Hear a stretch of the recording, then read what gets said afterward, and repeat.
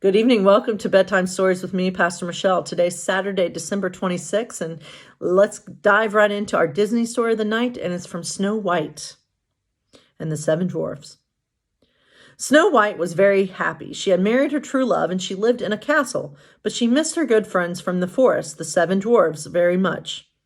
"Well, why don't you go for a visit?" the prince said. "That would be lovely," Snow White cried. So she wrote a note to tell her friends that she was going to visit, and she asked a bluebird to deliver it. At the dwarf's cottage, Doc read the note and ran downstairs to tell the others.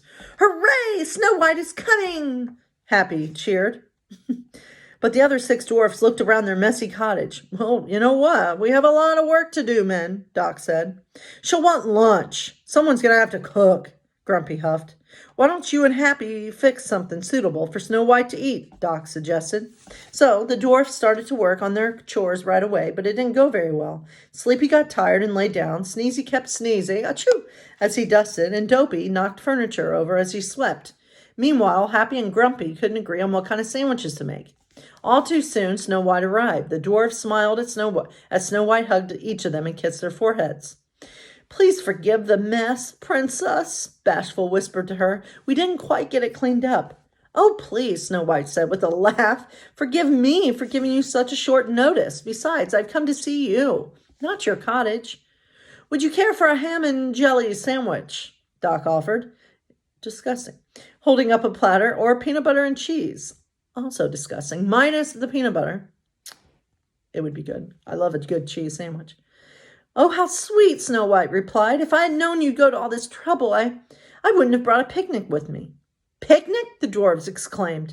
"Well, yes, I remember how much you liked it when I cooked, so I brought some of your favorites. But let's eat your sandwiches first." The dwarves looked at one another, and Doc cleared his throat. "You know, we can have ham and jelly any time. Let's enjoy your picnic and have a great afternoon." And you know what? That is exactly what they did. All right. You like my voices? All right. So let's get back into it and hear about a bold woman in Black history. So today we're going to talk about Ruby Bridges. That's not the picture of her. Who was an activist. So she made history in 1960 when at the age of 6, she became the first student to attend an all-white school in New Orleans.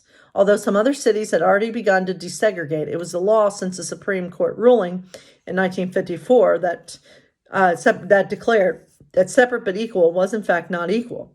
There were some cities where schools were still divided by color, but after an important ruling, the court ordered the schools in New Orleans to be desegregated, and Ruby was selected to be the first Black student to attend William Frantz Elementary School. Every step of the way was a challenge. Long before her first day, Ruby had to take an exam even to gain admission to the school, one that was written in such a way that Black students were less likely to pass. Her father feared what it might mean if she passed, but her mother pushed for Ruby to take it for the sake of a better education.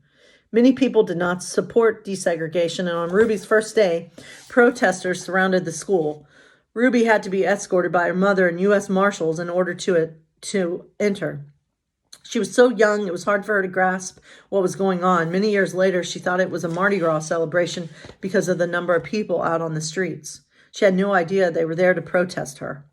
Once she was inside the school, the difficulties continued. White parents pulled their kids from classes, and many of the teachers refused to teach a Black student. Only one person agreed to teach her, a young woman who recently moved to Louisiana from Boston. Miss Henry became Ruby's only confidant and friend. During the fight for civil rights, Ruby became a symbol for the vulnerability all Black Americans face.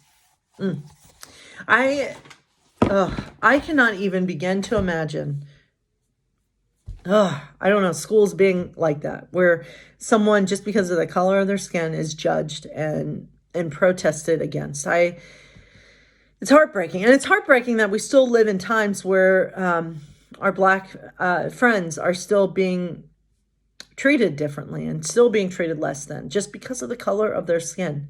It's just, Tomorrow I'll be preaching. And my sermon is all about building a better world, a world where all people are included. And that's the kind of world that Jesus built. So I'll be kind of talking about that. So God bless you all, my friends, and stay safe.